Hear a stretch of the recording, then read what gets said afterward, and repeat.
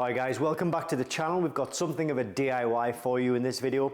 We're going to be showing you exactly how to remove the standard bumper on a Porsche 991.1, and we're going to be replacing that with the Aerokit or the Sport Design bumper. As you can see, we've got the bumper already prepared here, already painted, so we'll be taking that bumper off, putting this bumper on, showing you through the whole process. So it is probably going to be quite a long video.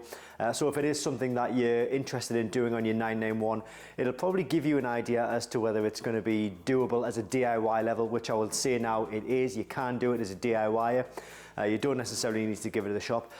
So without me blabbing on too much, let's crack on. We'll get the car jacked up, we'll get the front wheels off, and then we'll start removing this standard front bumper. Later on in the video, I'll show you all of the parts, all of the part numbers, and how much everything costs to complete the job. So I've jacked the vehicle up now. This is using the quick jack system. I'll try and put the link to that kit in the description as well, but it's a really good package.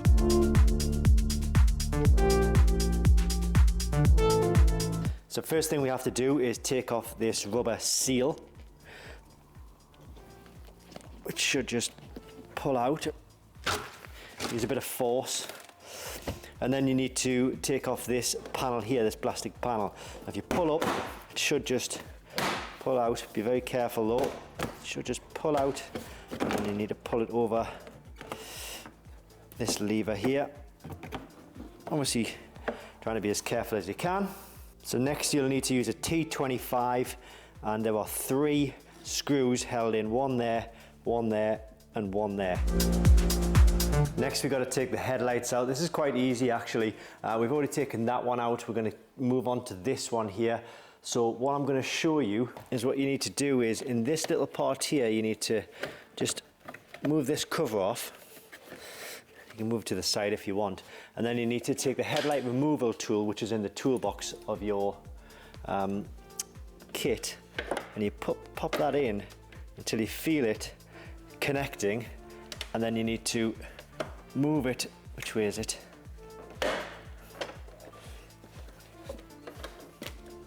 That way there, and you'll see the headlight just moving there. And then once you've done that, you can kind of pull the headlight out. Now you've got to be very careful though, because it's like metal parts and we don't want to damage the wing. And there's an electrical connection which you need to unplug, so just be very careful about this. Just sort of press that end in and pull it out, and you should be able to take the headlight out without any issues. Then we've got 2 T27 screws, one there, just need to be eased out. Next up, we're going to slightly push out the indicators. So you'll see where my finger is right there. You can pull back on that tab and then just kind of push it out a little bit. Push it through. So there we go, it pushes through. And then you can see the indicator has kind of come out a little bit there.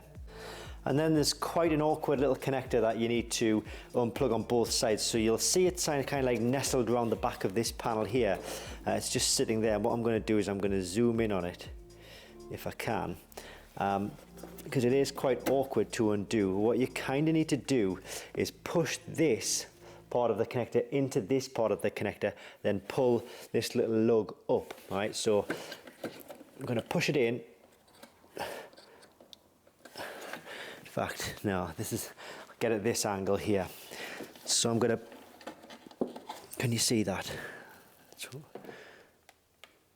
Right, so I'm going to push it together, push both sides together, then pull back on this, and it comes apart. It's quite awkward. You clip it back in, you try and pull this part alone and pull it out, it won't do anything. You've got to kind of push the two together, then pull up back on this, and it will unclip. Next up is another little tricky T27 that you need to remove. Where my finger is here, there's like an upside down T27 screw. And you'll do the same on this side as well. So now I'm going mobile, guys. I apologize for the shakiness of the camera, but we've got another 5 of these screws here, one there, one there, one there, and 2 further on the other side as well.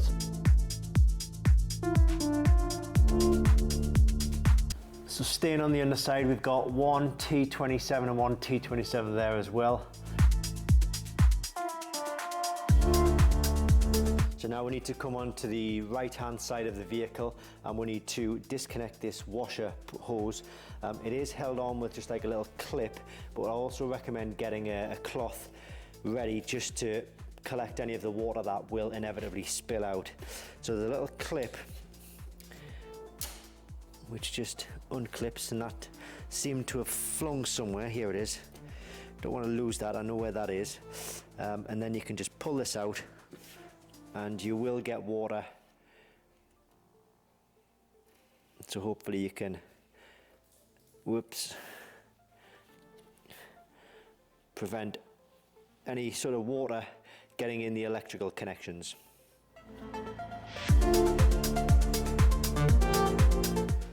So this next part is possibly one of the trickiest parts of the whole removal process. I'm going to put my camera in here. I'm going to pop it on this little section here, and then I'm going to try and prop it up, put my torch in there and try and get it to focus on this part here.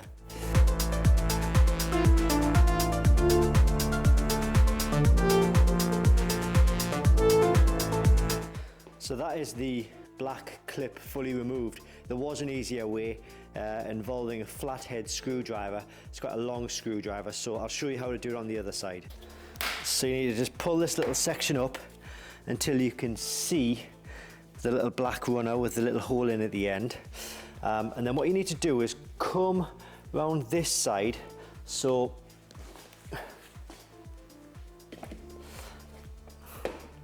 let's see now, will I show you? You come on this side and you need to basically force the flathead screwdriver against the end part of this runner, and then you just kind of like push hard on it. I'm pretty certain that you're not really going to get much out of this, but if I just explain it, I'll do it halfway, then I'll show you from the other side. So I'm just kind of pushing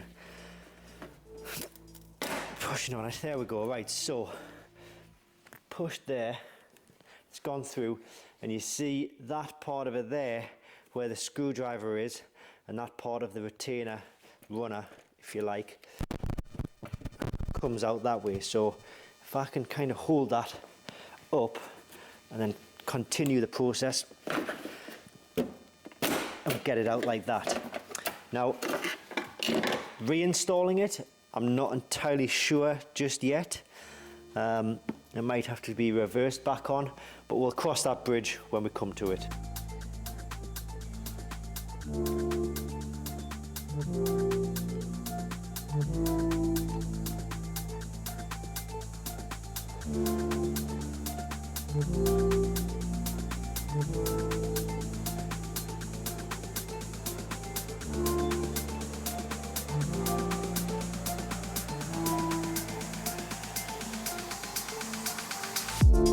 So the bumper's fully off now. I apologise if the sound isn't very good because I've had to switch over to a different microphone.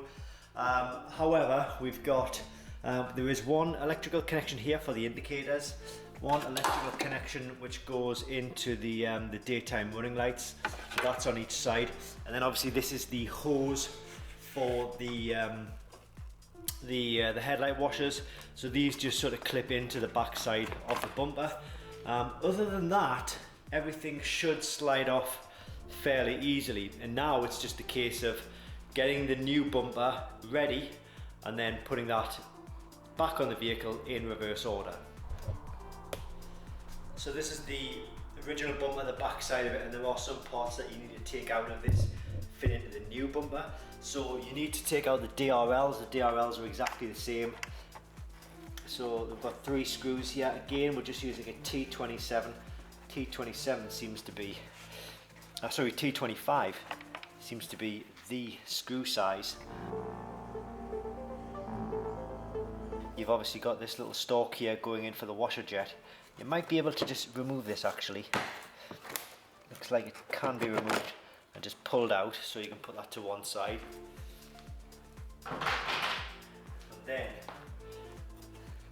the DRL itself should pull out. There we go. So that's the DRL removed. And then obviously you need to do the same for the other side. Now I'm bringing my new bumper in, getting it into position, putting it on a nice soft surface so that I can prepare the underside of the bumper. And we've got new parts. Actually, that's going to be a little bit of a problem because all of the new parts for this bumper are in this box. So I'll rethink this. Right, so I've got the box to the side, prepared like a little area on the floor here where I can just put the bumper down like that, and then I'll start getting the items out of this box and onto the back of the bumper. I'll show you all of the parts, the part numbers that I'm going to be using when I start inserting everything into the bumper. And one thing I've just remembered that I haven't spoke about yet is that these brake ducts here, these need to come off as well, because the brake ducts which work with the Aero bumper don't work with the original brake ducts, if that makes sense. So these will need to come off. I have got the replacements ready to go on. I'll talk you through all of that in a moment. So the first part we're going to be putting in is like the centerpiece, and that is just fairly basic, just clips over like that.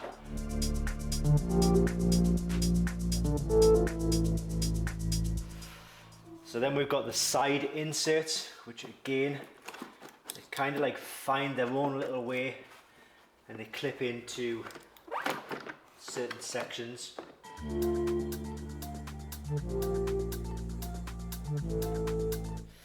Right, so as you can see, this is the back side of the bumper now, and we've got all of the plastic fitting parts in. Well, I see all of them. We've got the centerpiece there, then the right side and the left side. They are a little bit tricky, so just take your time with those. So new brake ducts as well, these are the replacements. Now, I've never removed a brake duct before, but I can't imagine it being too tricky. I think we just need to undo these retaining clips, so there's like 3 across the top here. So it is pretty easy to remove these. You've just got like tabs around the side. You've got 1, 2, 3, 4, 5, 6, 7, 8, 9, 10, 11 tabs in total, and this should come off and the new one should slide straight on in its place.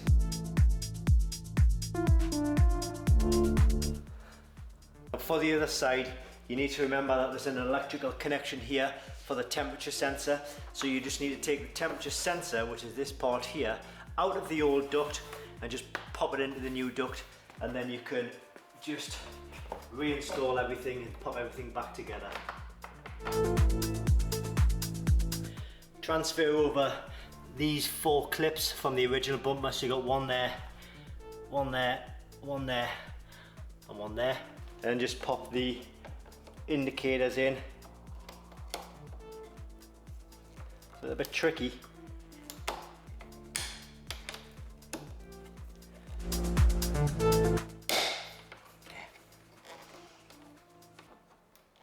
And just pull them out again just a little bit for when you're reinstalling the bumper.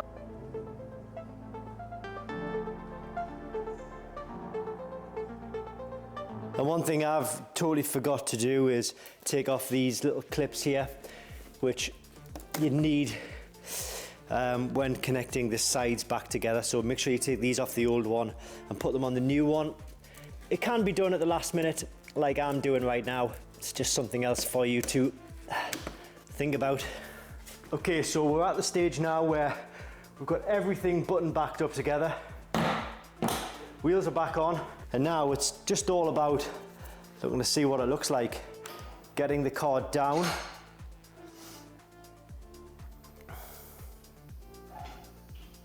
Pretty excited to see what it looks like.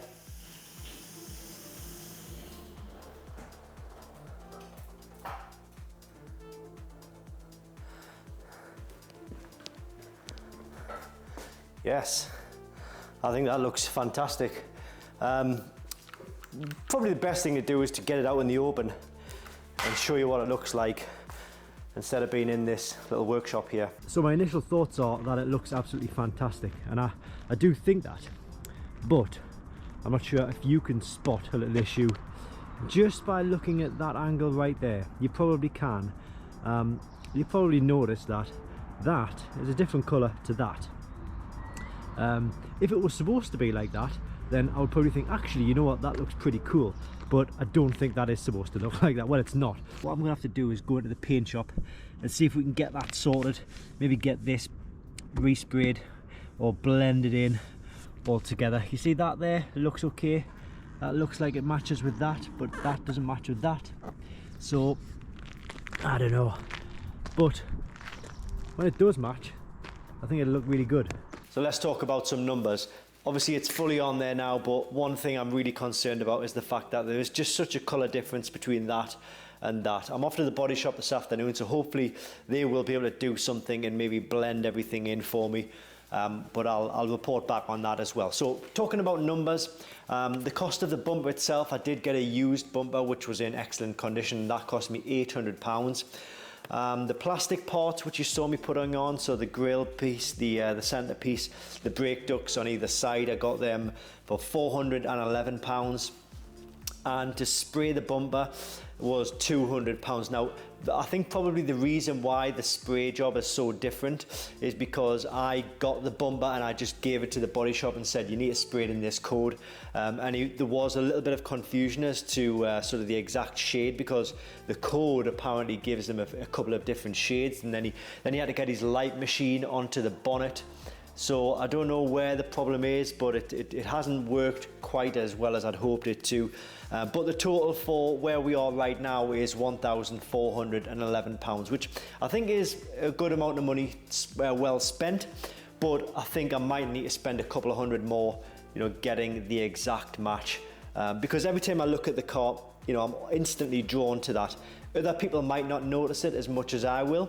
So I'm not going to be happy with this car until that is sorted. So that is priority on my list right now. But I hope you've found this useful. Maybe there's a lesson in there for somebody. You know, if you are getting this bumper, give them the vehicle as well so they can blend everything together, because you don't want to be in the situation that I'm in right now. But all in all, I love the look of the bumper, the look of the car now. I've got a few more videos coming. There'll be a lot more modifications on this car as well. So thanks for watching, guys, and yeah, hope this helps.